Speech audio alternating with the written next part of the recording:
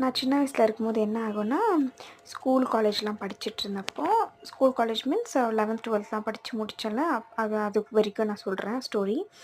என்னென்னா, இந்த நல்லா படிக்கிற பசங்க, ரேங்க் ஸ்டூடெண்ட், அதுக்கப்புறம் லைக் என்னென்னா, ஆவரேஜ் ஸ்டூடெண்ட்ஸ் அதெல்லாம் பிரிச்சுருவாங்க.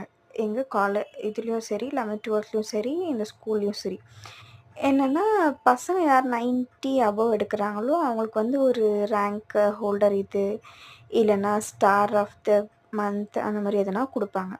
ஆக்சுவலி என்னென்னா, நான் வந்து 11த் 12த் படிக்கிறப்பவும் சரி, ஸ்கூல் படிக்கிறப்பவும் சரி, இந்த மாதிரி யார் 90 அபோவ் எடுப்பாங்கன்னா அவங்களுக்கு வந்து சாக்லேட் கொடுப்பாங்க.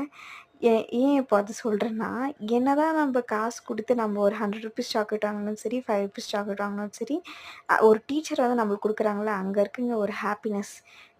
இதெல்லாம் இந்த ஸ்டோரி எதுக்கு இப்போ சொல்கிறேன்னா, ஏன்னா நான் வந்து இப்போ காலேஜ் படிச்சுட்ருக்கேன்.